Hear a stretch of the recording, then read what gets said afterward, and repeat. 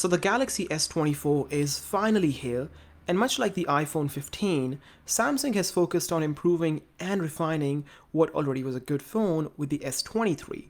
So in this video, we're going to compare the Galaxy S24 with the iPhone 15 to find out which one you should buy. So this comparison is going to be divided into 5 sections. So we'll talk about the displays, the specs, the cameras, the build, and ultimately talk about which one you should buy. So to kick things off, let's talk about the displays. So the S24 has a bigger 6.2-inch dynamic AMOLED display. So bear in mind that it's only a 0.1-inch difference, but the screen's bigger now and the bezels are even across, so you don't have that chin at the bottom. And the other difference is that the display is flatter as opposed to having a curve around because of the design change. Now you also get 120Hz refresh rate and a resolution of 2340 by 1080, giving you a pixel density of 416, whereas the iPhone 15 has a 6.1-inch Super Retina XDR OLED display with a resolution of 2556 by 1179, giving you a pixel density of 461, but the refresh rate is only 60 Hz, and this is where the Samsung has a better display overall. And you can definitely feel the difference when using a phone with a higher refresh rate. The iPhone 15 feels a bit slow and just a bit sluggish when even comparing to the iPhone 15 Pro, which has a 120Hz refresh rate display. It just doesn't feel warranted for a phone that is almost this expensive to have a 60Hz display. But moving on, you have to keep in mind that the iPhone 15 has a higher resolution and a higher pixel density compared to the S24, but where the S24 shines and where Samsung in general is better is the colors, the saturation, and just the vividness of the display, which generally makes the displays look better in person. So you have to keep that in mind, but overall, I feel that 60 Hz is something that holds the iPhone 15 back. But moving on to specs, the Galaxy S24 has a new Snapdragon 8 Gen 3 chip with the Adreno 750 GPU and an octa-core processor, whereas the iPhone 15 borrows the chip from its predecessor Pro model, which is the A16 Bionic, with the Apple GPU and a hexa-core processor. The iPhone 15 has 6 gigs of RAM compared to 8 on the S24, and both the phones start at 128 gig and go all the way up to 512, but you have to keep in mind that the S24 in the US is only available in 128 and 256, whereas here in Australia the base is 256 and you get 512 as well. But neither of the phones are expandable and you're limited to the storage you purchase.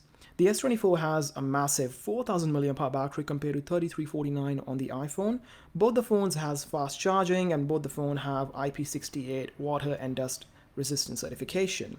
The S24 has its good old trusted under-display fingerprint scanner, whereas the iPhone 15 still uses Face ID for authentication, which bear in mind has gotten a lot better than the previous generations. But now let's move on to the best part of the comparison, which is the cameras. Now the S24 and the iPhone 15 might look a lot similar on a spec sheet in terms of their camera capabilities, but there's something going on with the iPhone you have to keep in mind, which I'll get to in a second. Now the S24 has a 50 megapixel wide sensor, which it has retained from its predecessor, but now they're using AI for better image processing, whereas the iPhone 15 has a 48 megapixel wide sensor. Both the phones have a 12 megapixel ultra wide sensor, but this is where things get a bit interesting, because the S24 has a 10 megapixel telephoto lens, and the iPhone 15 also has a telephoto lens.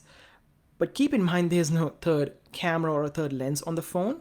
Essentially, Apple is taking that 48 megapixel main sensor, cropping the image down, zooming it in, and giving you a 12 megapixel telephoto image, which I guess it's genius marketing or maybe a bit questionable in some sense, because Apple does claim that there's 3 camera functionality in the phone, and there is in some sense, but it essentially is image processing to give you that third camera and that third image, and there's no physical hardware, which makes it a bit interesting.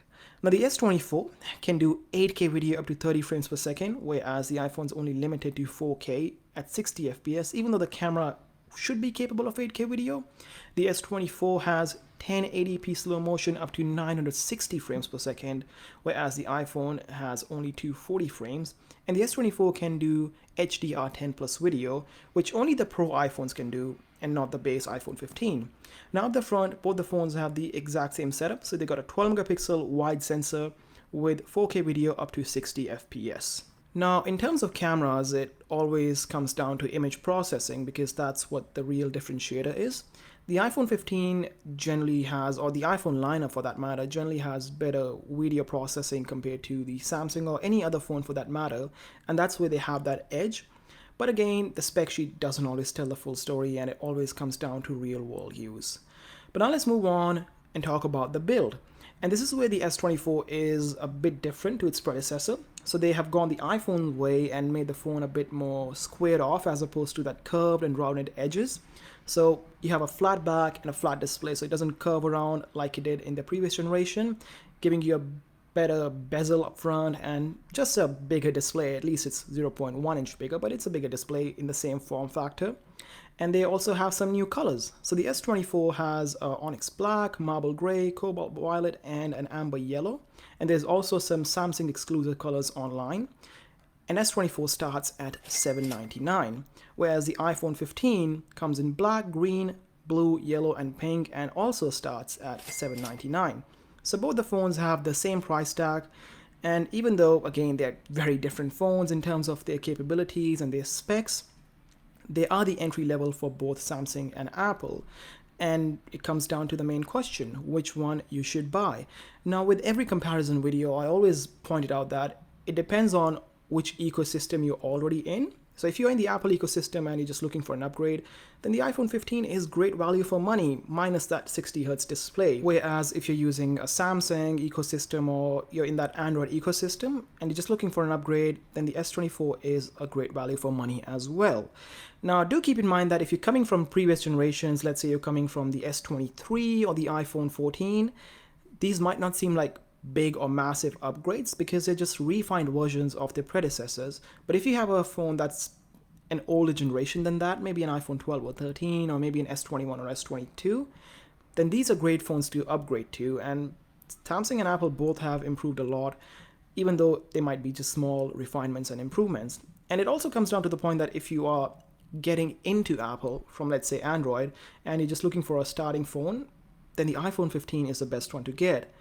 And the same goes for the S24, because if you're coming from an iPhone and you want to move on to Android or Samsung and you're just looking to get a base variant phone, there's nothing better than the S24. It's a very well packed and a very well refined phone.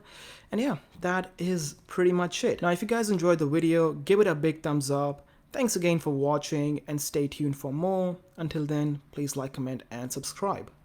Peace.